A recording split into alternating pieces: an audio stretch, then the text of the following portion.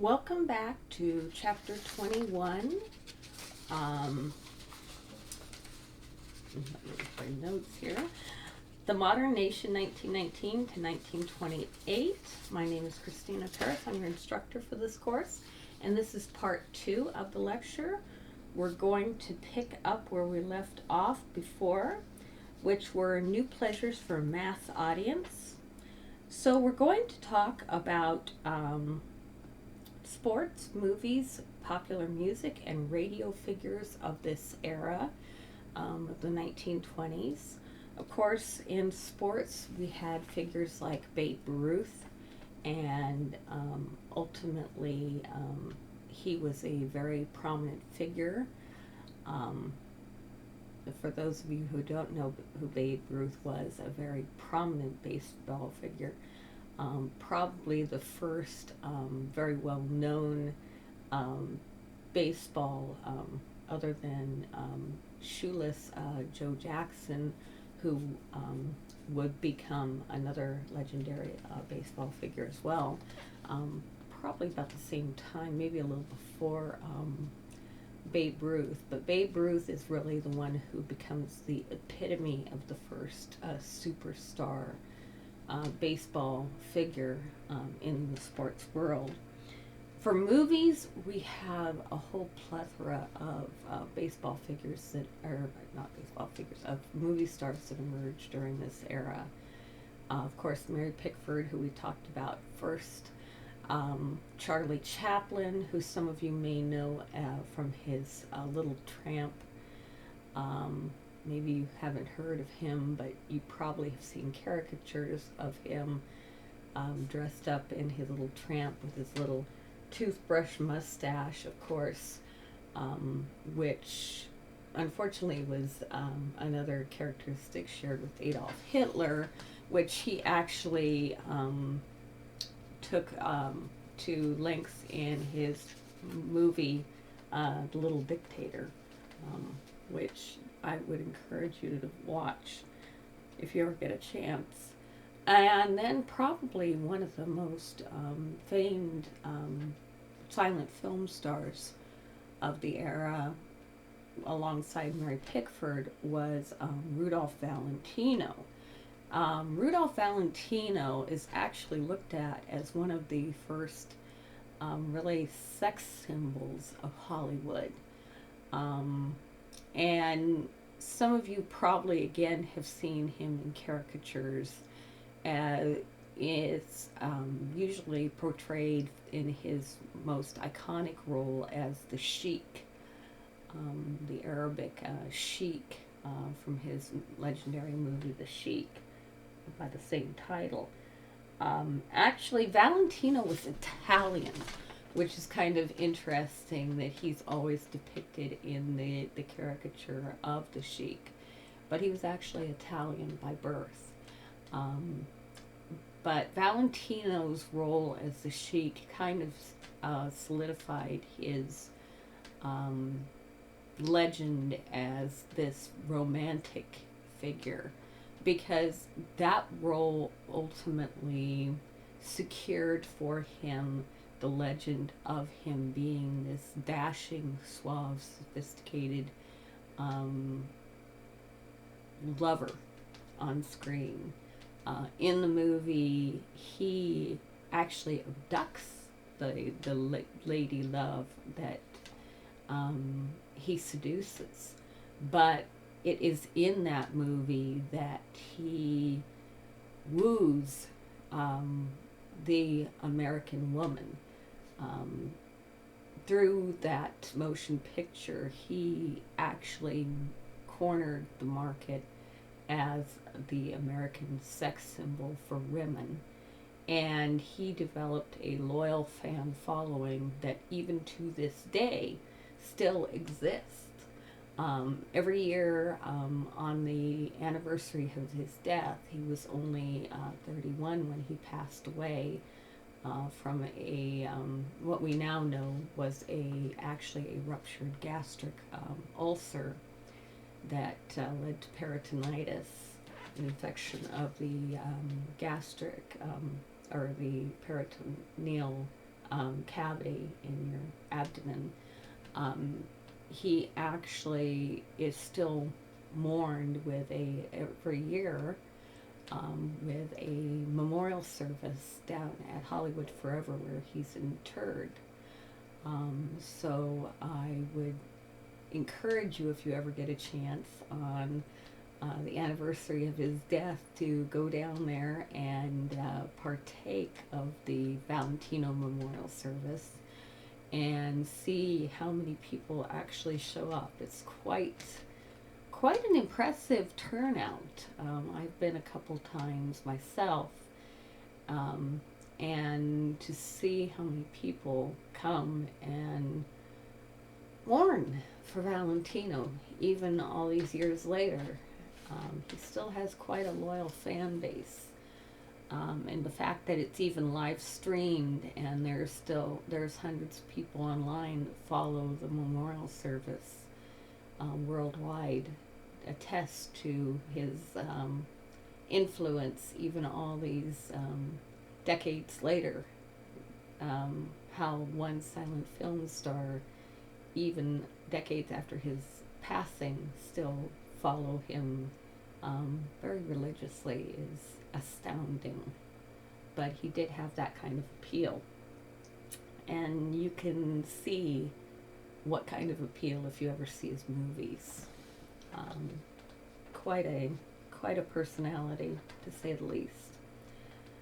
But with that, I encourage you to look at some of these movies, even Mary Pickford's. These actors and actresses did not have dialogue. They did not have wow special effects like what we have. They relied solely on their eyes, their mannerisms, and to carry them through sometimes a 2-3 hour long movie. And it's amazing to watch the depth of their true acting that they did to carry their stories to completion. And it testifies to their skill, their true pathos and ethos of their capabilities. Especially Mary Pickford. I mean, wow, she is was quite an actress. I encourage you to see some of her movies. I didn't realize what a truly gifted actress she was until I actually had the pleasure of seeing some of her movies. And then it was just breathtaking to see what truly talented artist she was. If you ever get to see Tess of Storm Country, you'll understand. So anyway, popular music. There were a variety of genres that were emerging. Ragtime gave way to jazz. And generally when I teach this class in the classroom, I play a favorite song of mine by Ethel Waters called Organ Grinder Blues. And the reason I play this particular song for my class is I love to get people, catch people off guard with it, because we always think of music from previous generations as being so tame and innocent. And I love to catch people off guard with Organ Grinder Blues, because Organ Grinder Blues isn't an innocent song. And I encourage you to look it up on YouTube and play it and realize what Organ Grinder Blues really is about. It's not as innocent as it sounds. And once you play it through, you'll understand what I mean. It's definitely not what you think it is. And the first time I ever heard it, I was like, is that really what I think it's saying? And yeah, it's a naughty song. And it catches you by surprise that That's the kind of music that your great grandparents were listening to. Yeah, when they're sitting there, when your grandparents and your great grandparents are sitting there going, "We had good music and it was wholesome music." You might want to remind them about Ethel Waters and some of her songs, and then they might go, "What songs?" And then you might say, "Well, there was a song called Organ Grinder Blues. You happen to remember that one?" Yeah. They may not have heard it, or they might have heard it and might have forgotten about it.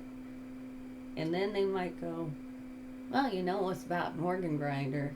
Well, not exactly now, was it? And then they might go, "Well, you're not, you're, no, it was about an organ grinder." No, it was about an organ grinder, but not the kind of organ grinder that you're thinking about. Yeah. So anyway, with that, spectator sports were big. Baseball and football came into their being. Really became a popular pastime for Americans at that point in time. We really see them taking off, so to say. And there was, of course, booming attendance at movies. Movies really became popular as well. That's where you have this rise of the audience, of the fan base for the movie stars, for obviously for Mary Pickford, for Rudolph Valentino, for Charlie Chaplin, all these big stars, and where you have this rise of this star phenomenon, movie star phenomenon. Valentino actually was quite taken aback by the fact that he was so popular. He didn't understand how he could be so popular with people, because he saw himself as so ordinary. But he wasn't so ordinary. He was an extraordinary person. He couldn't quite grasp what made him unique. But when you see him, when you see the footage of him, you'll realize that he was by no means unique. Even if he'd existed now, he definitely would not have been an ordinary person. He would have stood out, even by our standards. He was not ordinary. He was extraordinary.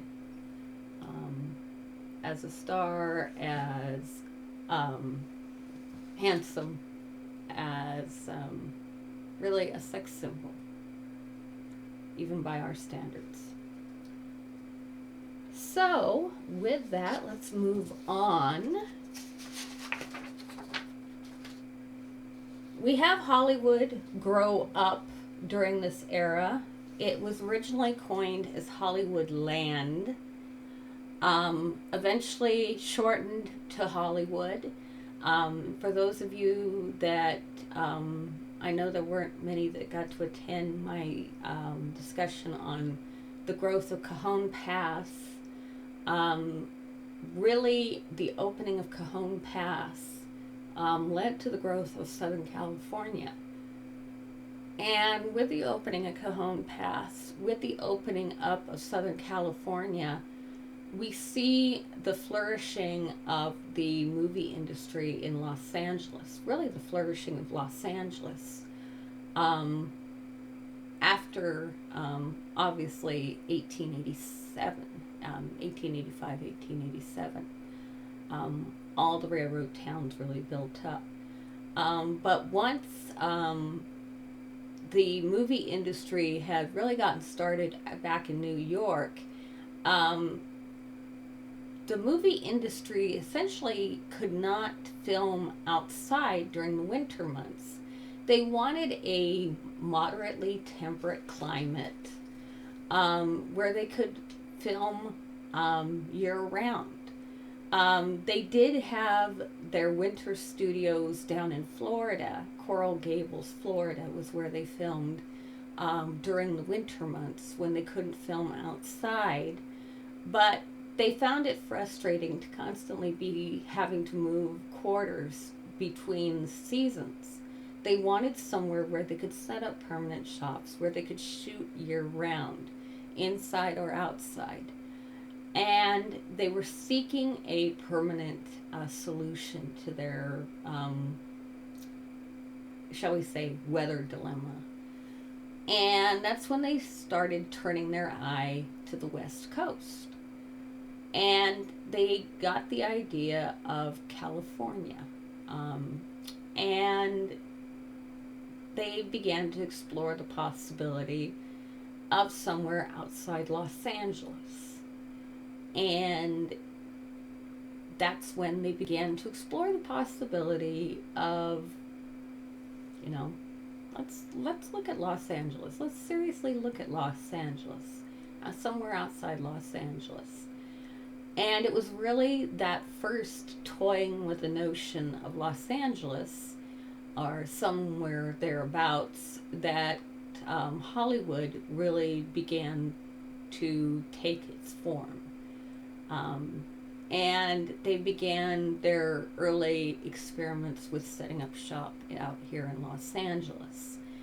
And the movie industry began its migration out west. So you get the development of Hollywood as it eventually solidified, so to say, with the movement of all the studios that had begun to take form back on the East Coast out here, starting with Max Sennett's studio,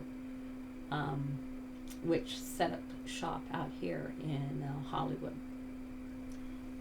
So then,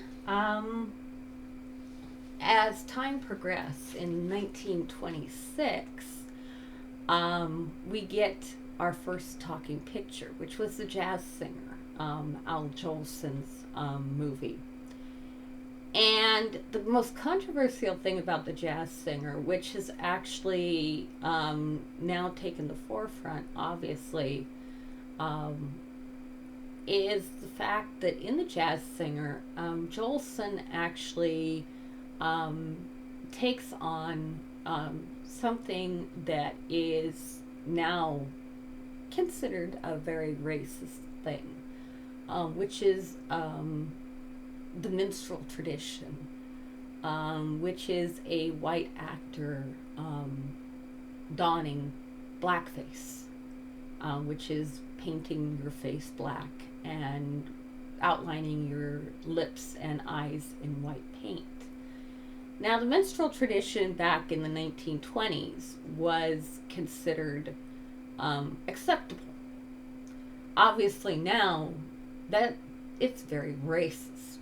We recognize that as being horrendously racist. Back in the 1920s, it was considered, the minstrel tradition was still very much a cultural element. We still had things like the Uncle Remus books that were considered very much a cultural element, even though now we recognize that even those books are racist. There was another book called Sambo, which again played into the happy slave concept, which we obviously know is not acceptable in the least bit. But back in the 1920s, you know, that was a cultural thing that was okay. Obviously, we look at 1920s and 1930s, even 1940s movies. There are depictions of African Americans that are highly stereotyped, that do not portray positive images of African Americans. Does this mean it's okay? Obviously, no. But unfortunately, the culture at the time saw these things as okay. I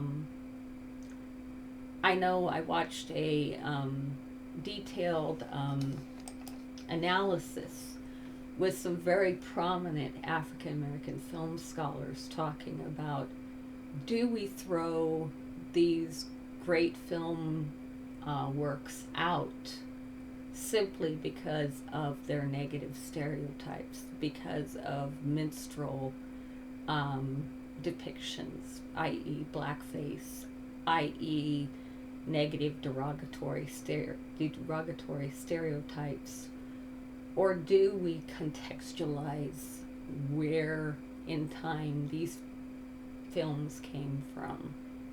And I appreciated their interpretations and their input on how to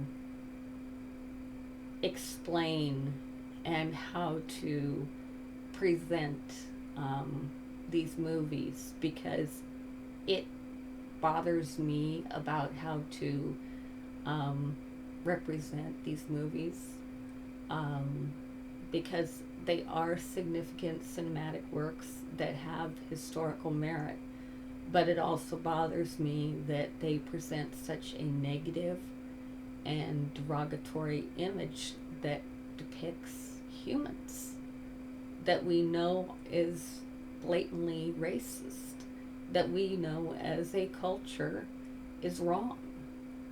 And to hear scholars say, we need to recognize the significance of these films, we should not throw them out and sanitize history simply because these movies are overtly racist, but we should also present historical context for them and explain that at the time these movies were acceptable. However, we recognize now that their content is not acceptable. So I appreciated their input and their presentation of it and their way of presenting it, to guide me as a historian as well. So it gave me some context. So with that, jazz ultimately became nationally popular during this time. Jazz rose from the tradition of ragtime and eventually became much more bluesy, much more soul, filled with the tradition of much more rhythm and soul element. The phonograph and radio ultimately came into play here. The phonograph ultimately allowing people to share popular music that they enjoyed on a device that allowed it to be recorded, which was something new. And the radio allowed for the broadcast of radio shows, of communication, broadcasting communications, broadcasting shows that people could listen in on. It allowed the transmission of news. We're going to see it broaden and also unify families around the radio as we move into the 30s and 40s. It's going to become a centerpiece of many people's homes as time moves on. The radio is going to kind of become the centerpiece of families long before the television set. Eventually, the television set is going to replace the radio. So, we're going to see the formation of NBC, the National Broadcasting Company, in 1926. So, we're going to see that happen as well. And then, we're going to see a sexual revolution happen as well. So, reformers forced discussions about prostitution and disease, because ultimately even though it's the world's oldest profession, we've got to kind of demonize it a bit, make people aware that prostitution is the wrong thing.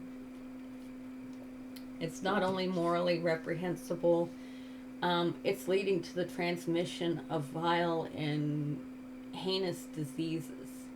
So, yes, it is leading to disease transmission, but it's not just the prostitutes that are transmitting the diseases. It's the Johns that are frequenting these prostitutes. And it's kind of a one-sided thing that these reformers are emphasizing. The prostitutes are transmitting the diseases. It's not also mentioning the fact that the men that are utilizing these prostitutes are transmitting diseases as well, and also taking it home to their families. Popular culture was filled with sex, which I think we've kind of hit on before with talking about Valentino and his obviously very overt illustration of being this very romanticized character and bringing sex to the movie screen. Dances promoted close contact, which is something else I haven't talked about with Valentino. Rudolph Valentino started out his public career, I guess you could call it, as a taxi dancer. Now, some of you may not be familiar with what a taxi dancer was. It was a dancer for hire in supper clubs in New York City. So one of his special dances that he was a master of, and it's talked about repeatedly in accounts of people that knew him, was his tango dancing. So when he first became a star, the first movie he starred in was Four Horsemen of the Apocalypse. And his most renowned scene, where he made his first lasting impression on American women, was this lavish tango dance scene, where he is masterfully dancing with this young actress, this Beatrice Dominguez, the tango. And he finishes the scene with this kiss. Well, in demonstrating the tango dance, Valentino started a craze in the United States for women to want to dance the tango. And he launched this craze for everybody wanting to dance the tango, this close contact, intimate dance between a man and a woman. No longer was it, the waltz where you're standing so far apart from your partner. People wanted to be in intimate contact with their partner, as close as possible, to be touched intimately while they were dancing. So he actually kind of inadvertently launched this fanatic craze of people wanting to dance these very hands-on dances with their partners. So anyway, there's also this growing belief that sexual pleasure was necessary within marriage. And I'd even argue not necessarily within marriage, that sexual pleasure was necessary even outside of marriage. That sexual pleasure was almost a requirement in any relationship. That suddenly sexual pleasure is required of any contact. There's this growing sense that sex is no longer something that's just required of human reproduction. I would argue that there's suddenly this growing sense that there's more to it, I would argue. And in the 1920s, there is this awakening, this flowering realization that there's more to it than just reproduction. And the 1920s allows for this awakening period. Again, like I say, it's like the teenage years of the United States. That suddenly there is this awakening sense that there is much more to life than just, you know, we do what we're told and we do what is required of us. There is much more of an exploration period going on here, and learning and growing and developing these appetites. And for many of us, we may go, wait a second, isn't that like your teen years? Yeah, definitely. Changing attitudes towards contraception. Obviously, with all this, um, doing all these things, there's also changing attitudes about needs for contraception. Obviously, with all the, shall we say, exploring going on, there's suddenly a realization that you need to be careful. So the awareness of needs for contraception kind of follows with all the things that, all the activities that are going on. That there is a growing awareness that prevention of pregnancy does go along with that. So contraception awareness is growing as well during this time. And Margaret Sanger is leading the forefront at this point in time, and it does cost her very dearly. Now, Margaret Sanger, we haven't talked about very much. I know I'd mentioned her previously, and I'd said we would talk more about her. She's a very controversial figure. She actually got her experience working with mothers in Brooklyn, first helping them with their health care as they were delivering their children. And she tragically saw many mothers die from complications, either during pregnancy, during childbirth, or after childbirth from complications. And as such, she developed a sudden realization that there was a need, a desperate need, for women to be made aware of the avenues out there to help them prevent excessive numbers of pregnancies. I will put it that way. Whatever means those were. And this flew, tragically, in the face of many of these women's religious backgrounds, and in the face of many of these women's very devout husbands. So, Margaret, unfortunately, earned the ire of many of these women's husbands who wanted numerous children, regardless of complications, and also the ire of many of these women's churches. And ultimately, the legal authorities as well. She got in trouble on multiple occasions with the Postmaster General for soliciting illegal materials through the mail. And finally, ultimately, because she was caught distributing contraceptive devices to patients, ultimately she got herself arrested for a time because she was considered to be practicing illegal methods of birth control. So ultimately, it got her arrested, and she did serve jail time for her efforts.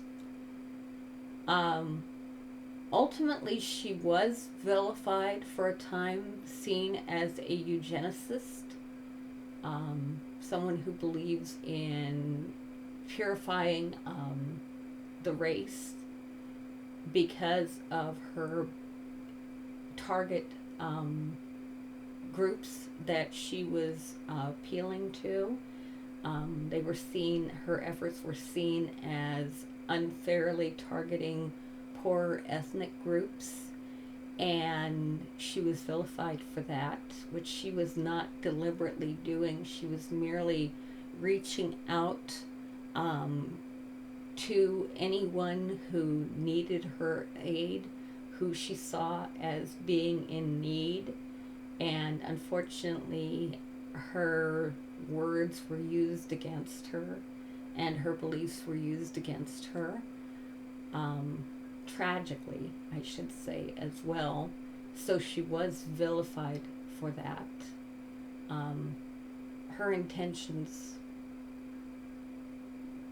may have been on some level at that point, but in all honesty, I think really what her intentions were had nothing to do with purifying the race or anything like that. I think her intentions, honestly, truthfully, were meant to protect women who were vulnerable, who had been through abominable circumstances, who she'd seen die,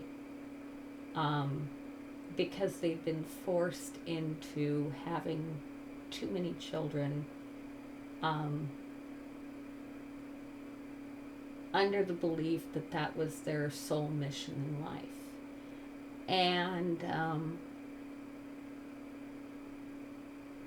I think that was her main purpose, was she wanted to provide them succor, protection, and I think that was ultimately her goal. And those words were the ones that were turned against her and misrepresented, to be made to sound like she was trying to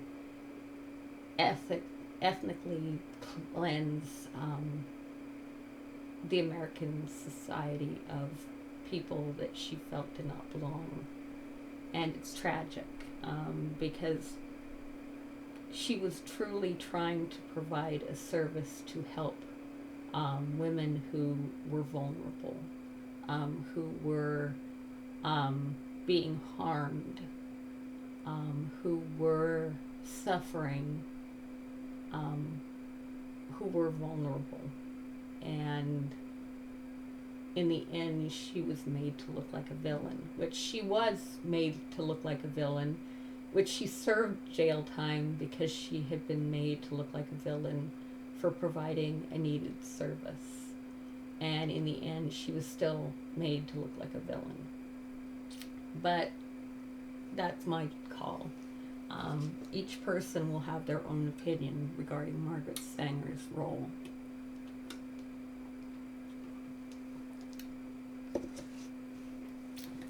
So with that, changing gender roles, new women and flappers, I know in your textbook they interchanged the two. And the interesting thing is, new women and flappers were two. A flapper could be a new woman, but there was a distinction that was very nuanced between new women and flappers. Because not all flappers were new women, and not all new women were flappers. They were very distinctly different beings, I guess is the best way to put it. New women were very modern, sometimes very intellectual individuals, whereas flappers weren't always intellectual. They did not always identify with the feminist leanings of the era. Sometimes they preferred to be kept women, whereas a new woman did not always prefer to be as a kept woman. She's sometimes identified as being a free being. So there's a very find the fighting line actually between a new woman and a flapper as they existed in the 1920s. I know your book uses them kind of interchangeably, but flappers and new women were very different entities as they were identified. They both were independent, assertive, not always educated. The new woman was very educated. The flapper could be educated, but generally wasn't. But they were both very sexual beings in that regard. Generally, the new woman wanted full equality with men. Flappers, not so much. They really didn't care. And new women generally saw men that should seek fulfillment in family rather than work. Flappers really didn't care about such manners. Flappers were kind of carefree, happy-go-lucky types. Also, flappers had a very distinctive style. Both women actually had very distinctive styles to how they went about town. Flappers were very much party creatures who spent a great deal of money on how they dressed, how they looked, their style. Flappers had a very distinctive style, and it's very interesting to note what lengths they went to. I've actually seen an article that was published in I think it was Cosmopolitan in 1923 about how to be a stylish flapper. And they actually detailed what you needed to be a stylish flapper.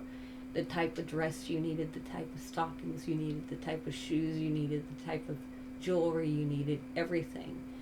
And I've read a book that actually detailed the lengths that young women would go to get all the accoutrements to be a flapper. And young women would go absolutely stark raving crazy to be a flapper. Some young women would actually go as far as break into department stores to steal silk stockings and rouge, which was color for your cheeks, and lipstick, and whatever else they needed to be a flapper. I mean, it's ridiculous. And sometimes they would travel miles to get to a department store to do this. And it wasn't always, the bad girls that would do it.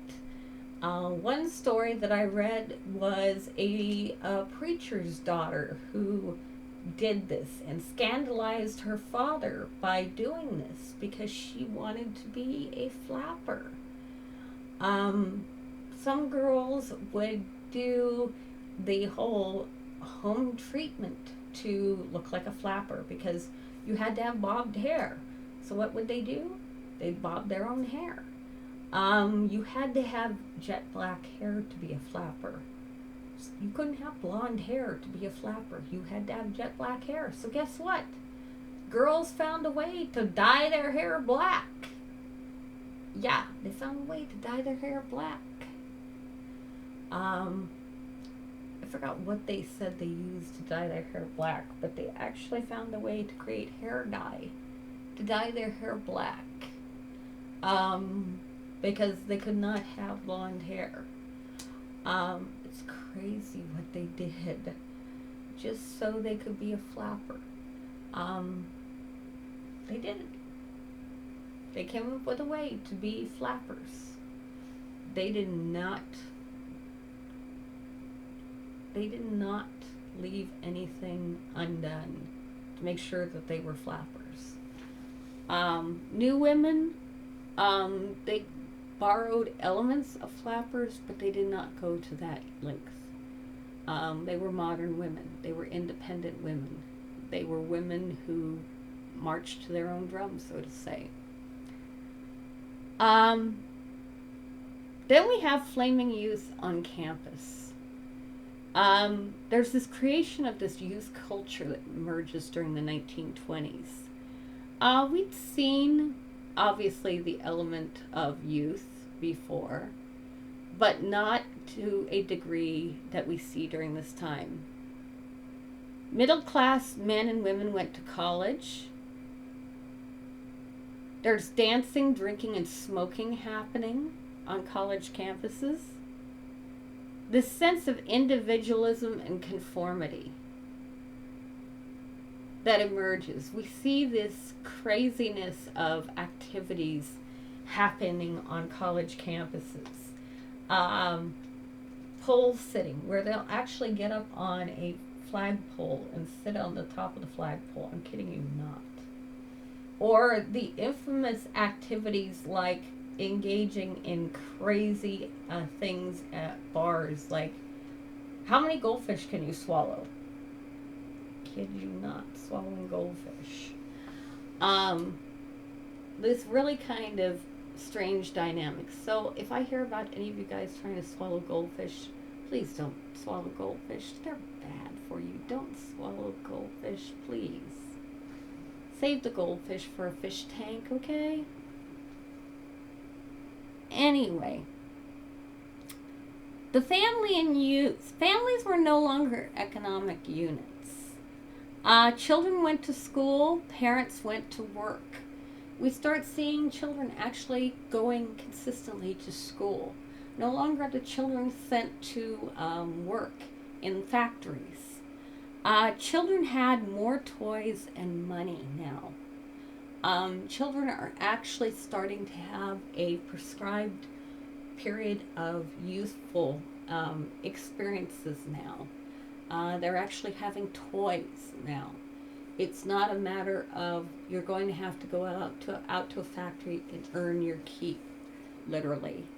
So it's a much different, happier time for young people. Then we see the celebration of the individuals. We see sports heroes coming to be. I've already talked about Babe Ruth. And of course, movie stars. We've already talked about Mary Pickford and Rudolph Valentino. Corporate consumerism gratified individual needs and desires.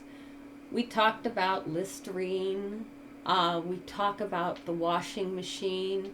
People are convinced you need a washing machine to exist, even if it just agitates and you still have to pull the clothes through the wringer.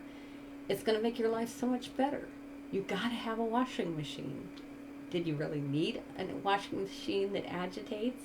When the only thing it does is it agitates the water a little bit, shakes a little bit, and agitates the water, and just slightly cleans the clothes a little better? Well, of course you do. You need it. Organizations controlled individual life. And struggles for democracy. Of course, flappers and feminists, we see the emergence of Lois Long, Lipstick Lois. She's a notorious reporter who is also a flapper and goes out on the town and gets to experience all the wildness that is the flapper lifestyle and reports on it. Flappers had short hair, short dresses, smoked, drank, and danced, and experienced the nightlife with all its naughtiness. Many suffragettes disapproved of the lack of political engagement with flappers. But they also saw individualism and social equality was what they were seeking out.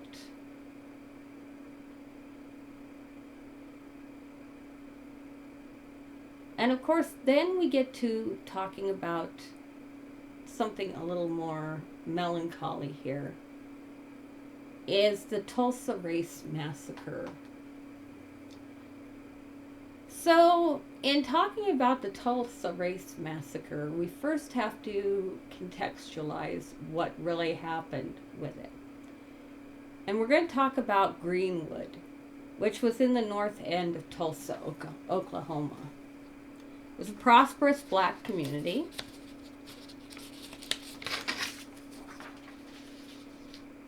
that went against the racial stereotypes, attitudes, and prejudices of the era.